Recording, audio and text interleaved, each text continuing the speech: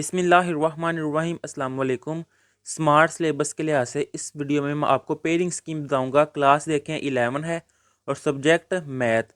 अब इस वीडियो में पेयरिंग स्कीम ही मैं आपको दिखाऊंगा, पेपर पैटर्न जो है वो भी बताऊंगा क्लास 11 का ही।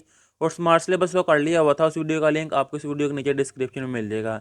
तो ये देखिए आपके सामने है पेपर पैटर्न। सबसे पहले कि टोटल पेपर ग्रेड 11 यानी कि क्लास 11 का मैथ का वो 100 मार्क्स का होता है, जिसमें 20 मार्क्स की इसकी ऑब्जेक्टिव होती है और 80 मार्क्स की इसकी सब्जेक्टिव होती है। टोटल टाइम आपके पास 3 घंटे होता है, जिसमें 30 मिनट्स आपके पास ऑब्जेक्टिव के होते हैं और 2 घंटे और 30 मिनट आपके पास सब्जेक्टिव के लिए होते हैं। अब वो यहाँ पे उन्होंने ये बताया है कि आपके सारे क्वेश्चन जौन से है आपकी मैथ की क्लास 11 की जौन सी टेक्स्ट बुक है ना उसमें से आएगा। उसकी तरतीब ये बताई हुई है। सबसे पहले होता है ऑब्जेक्टिव, जो कि क्वेश्चन नंबर 1 होता है। और मैंने भी आपको आगे बताया है कि ऑब्जेक्टिव जो सी 20 नंबर की है, तो यहाँ भी उन्होंने बताया है कि 20 मार्क्स की होंगी और 20 ही एमसीक्यूज आएंगे। अब आपके 1 से लेकर 14 तक चैप्टर हैं। यहाँ पर उन्होंने बताया हुआ है, पेयरिंग स्कीम से ये आइडिया हो जाता है कि किस चैप्टर में से कितना पेपर आना है और हम कौन सा चैप्टर पहले करें। अगर हमसे सारा मैथ नहीं होना, कौन सा चैप्टर हमने मिस करना है, तो हम पेयरिंग स्कीम के लिहाज से वो करें। तो देखें ऑब्जेक्टिव, सबसे पहले फर्स्ट चैप्टर में से 2 एमसीक्यूज आने हैं। सेकंड चैप्टर और थर्ड चैप्टर इनमें से एक एक एमसीक्यूज आ रहा है। चैप्टर नंबर 4 इसमें से भी 2 आ रहे हैं। चैप्टर नंबर 5 इसमें से एक आ रहा है। चैप्टर नंबर 6, चैप्टर नंबर 7, इन दोनों चैप्टर में से 2 एमसीक्यूज आ रहे हैं। चैप्टर नंबर 9 में से एक है। चैप्टर नंबर 10 इसमें से 2 एमसीक्यूज हैं। चैप्टर नंबर 11 और चैप्टर नंबर 12 एक एक एमसीक्यूज हैं।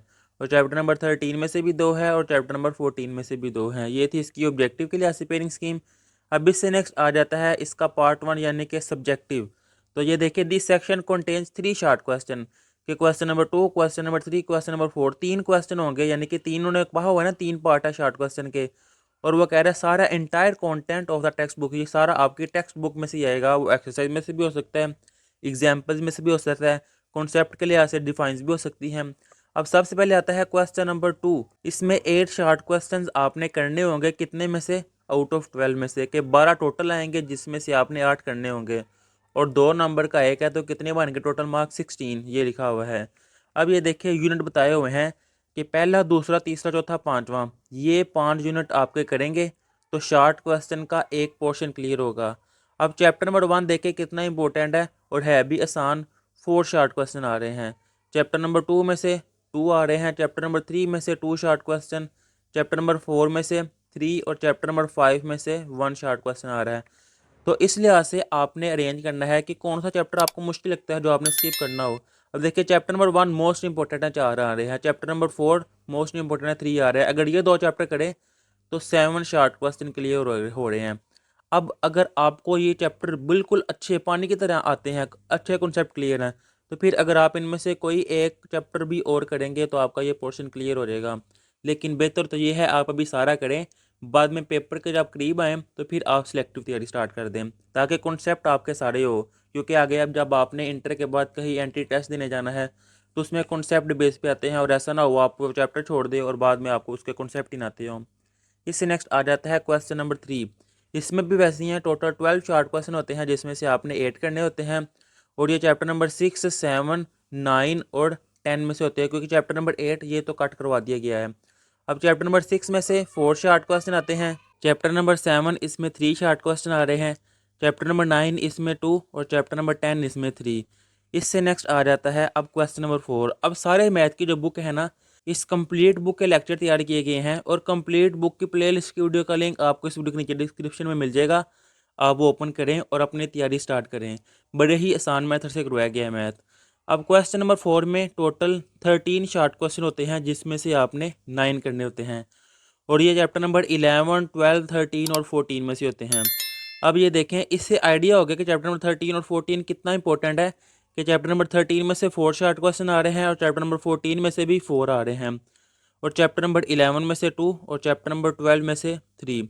तो सबसे पहले तो आप चैप्टर नंबर 13 और 14 करेंगे, इसके बाद जो बाकी चैप्टर है चैप्टर नंबर 12 करेंगे, उसके बाद अगर टाइम मिले तो चैप्टर नंबर 11। तो टोटल 18 मार्क्स का है क्वेश्चन नंबर 4। अब इससे नेक्स्ट आ जाता है इसका सब्जेक्टिव पार्ट यानी कि लॉन्ग क्वेश्चन, जो कि है पार्ट 2 पार्ट 1 ऑब्जेक्टिव सब्जेक्टिव का ही शार्ट क्वेश्चन का पोर्शन होता है और पार्ट 2 सब्जेक्टिव का ही लॉन्ग क्वेश्चन का पोर्शन होता है।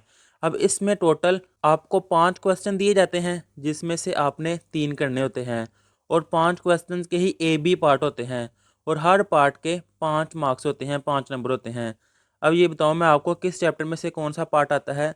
तो क्वेश्चन नंबर 5 जो होता है इसका A part, one long question will be asked from unit number 1 का यूनिट नंबर 1 में से एक पार्ट आता है जो कि क्वेश्चन नंबर 5 होता है। और इसका बी पार्ट जो सा है, one long question will be asked either from unit number 2 और यूनिट नंबर 3, यानी कि यूनिट नंबर 1, यूनिट नंबर 2 और यूनिट नंबर 3, ये 3 चैप्टर करेंगे आप तो फिर आपका एक लॉन्ग क्वेश्चन क्लियर होगा।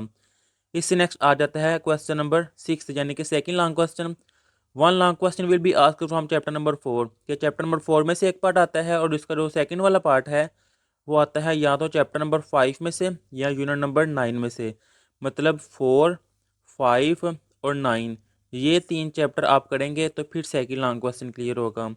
इससे नेक्स्ट आ जाता है क्वेश्चन नंबर 7, जिसका A part, one long question will be asked from unit number 6 और इसका बी पार्ट आता है यूनिट नंबर 7 में से, यानी कि 6 और 7 ये 2 चैप्टर आप करेंगे तो एक लॉन्ग क्वेश्चन क्लियर होगा। इससे नेक्स्ट आ जाता है क्वेश्चन नंबर 8, जिसका ए पार्ट आता है यूनिट नंबर 10 में से और बी पार्ट आता है यूनिट नंबर 12 में से, कि 10 और 12 ये 2 चैप्टर आप करेंगे तो फिर एक लॉन्ग क्वेश्चन क्लियर होगा।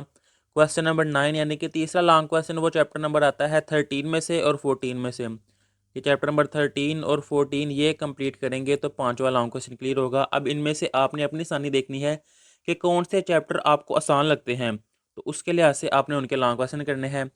ये थी पेयरिंग स्कीम। अब इससे नेक्स्ट आ जाते हैं पेपर का पैटर्न, कि किस तरह आपके पास पेपर पैटर्न आता है। ये भी बोर्ड की तरफ से आया है, पैक्टा की जानिब से, जहाँ से स्मार्ट सिलेबस आया है। स्मार्ट सिलेबस के लिहाज से ही आपको पेपर पैटर्न दिखाया गया आ रहा है। जैसे मैंने आपको बताया था कि ऑब्जेक्टिव 20 मार्क्स की होती है और टाइम 30 मिनट होते हैं आपके पास। तो ये ऑब्जेक्टिव के तौर पे आप इसको भी अच्छी तरह तैयार कर लीजिएगा। ये देखिए 1 2 3 4 5, इस तरह ये 100 आन चल रहे हैं जो कि 13 तक इस पेज पे हैं, 14 15 16 17 18 19 20 20 तक ये आ गई है ऑब्जेक्टिव। अब इससे नेक्स्ट आ जाते हैं इसका सब्जेक्टिव पार्ट का पार्ट 1, यानी कि शॉर्ट क्वेश्चन। इसके 3 पोर्शन होते हैं। तो सबसे पहले ये फर्स्ट वाला पोर्शन है, यानी कि क्वेश्चन नंबर 2, जिसमें देखें 1 से लेकर 9 तक इस पेज पे हैं, फिर 10 11 और 12, टोटल कितने क्वेश्चन हो गए 12, जिसमें से आपने कितने करने हैं 8 और 16 मार्क्स का है क्वेश्चन नंबर 2।